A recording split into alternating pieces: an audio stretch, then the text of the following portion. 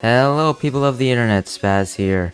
Welcome to another Terraria video, and today I'm going to be teaching you guys all about wiring in this average size building because I'm making a Pumpkin Moon and Frost Moon guide coming up soon and you will need to know some wiring for it.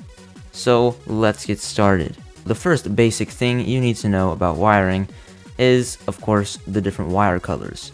So you have the red wrench, which places red wire.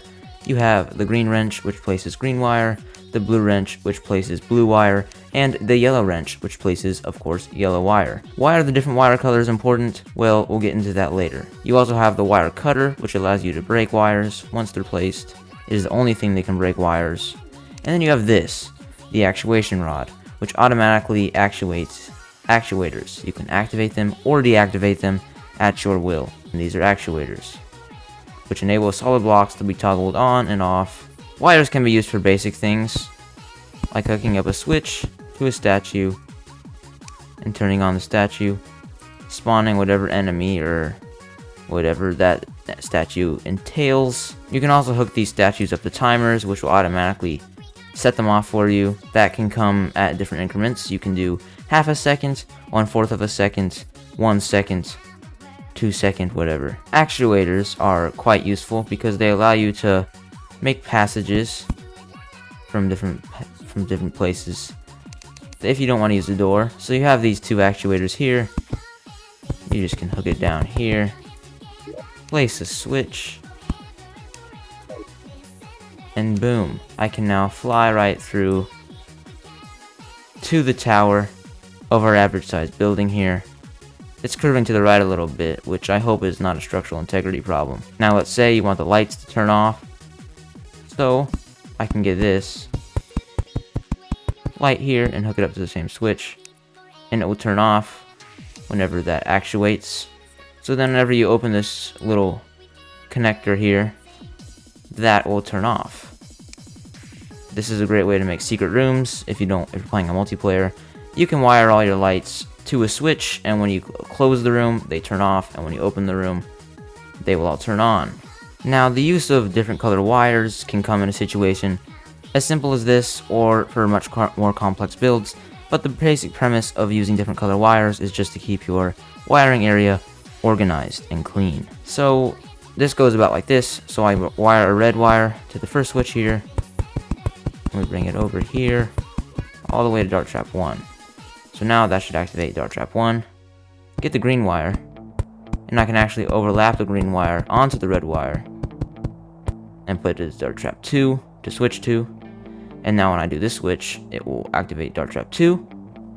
But now you see I don't have to completely make a wire up above and go down and all that, so it just makes it much more clean. You get the blue wire, go over here, overlap both other color wires again, and go all the way to Dart Trap 3. And now I get this yellow wire and put it to Dart Trap 4. Now we have 4 different wires, all in a much neater looking area. Now I got this one, activates that, this one activates that, this one activates that, and this one activates that. Very nice, very neat, great addition to wiring in Terraria. Fuck you, grasshopper. No.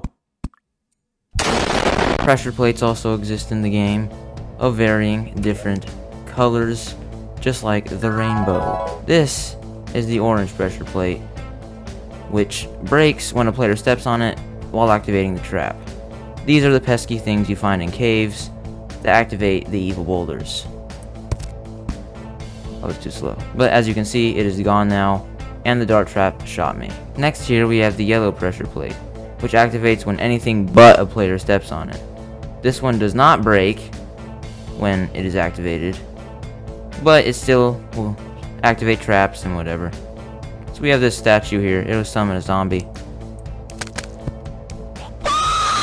As you can see, I can't activate this pressure plate. Only they can. See, next up we have the green pressure plate, which activates whenever anything steps on it. So if I step on it, we have that, and whenever they step on it, it activates the trap.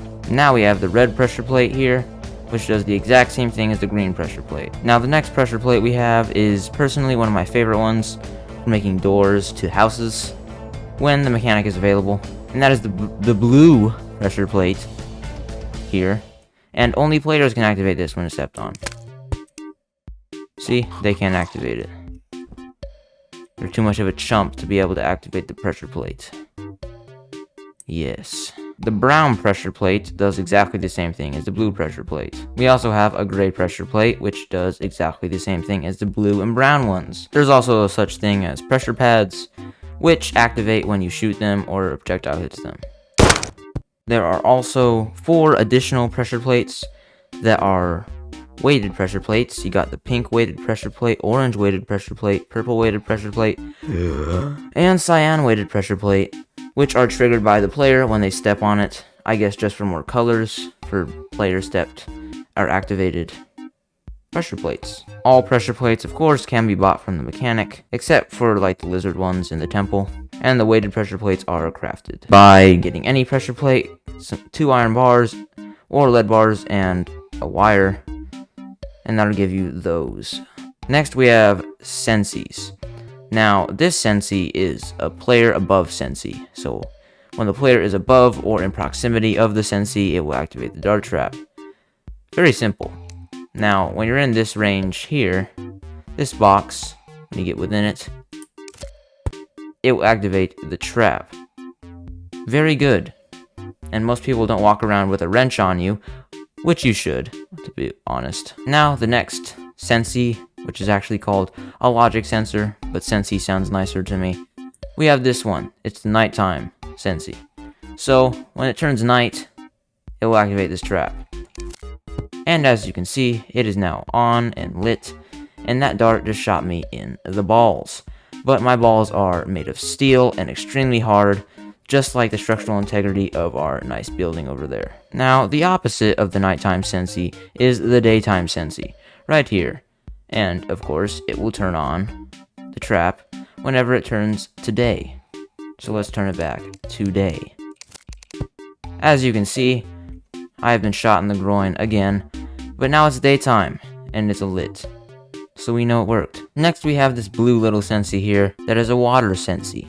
And the water sensi activates, well, when water gets in it.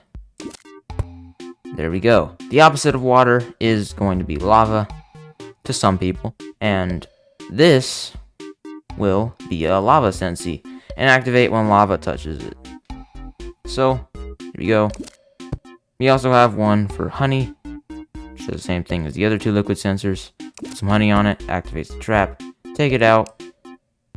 Doesn't activate. Luckily, my groin is happy. The last sensi is an any liquid sensi, which means it'll activate when any liquid touches it. So, put honey in here, activates.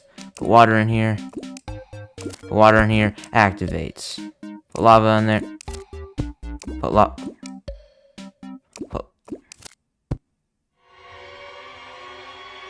lava in there, activates. Very good. Now, one of the final things I want to talk about in this video today is inlet and outlet pumps. Now this is an inlet pump, and this inlet pump, as you can see, has wiring connecting it to a structure, and this structure is ready to burst. Now this structure needs to burst periodically, or the base of the structure, the brains of the structure, will lose mental stability. So, let's go over to this structure, shall we? As you can see, the water from that pool is now being transported to the top of this facility, and the owner's mental stability has been saved for at least a couple hours, until he inevitably has to do this again, because it's a natural process of his life. This also works for other liquids like lava, honey, shimmer, and regular water. Oh fuck, I was supposed to tell him this is regular water. Yeah guys, that's everything you're gonna need to know about wiring to start off any wiring adventure you may want to do in any playthrough, at any time, any place. Say goodbye to our average size building here, and tell it thank you for helping us on this journey. It was a great experience, and I'm sure everybody wants to keep looking at this glorious building. The facility's kind of hard to grasp, I get it, it's an odd design. But, you know, it's a natural thing. I'll talk to you guys in the next video, and goodbye.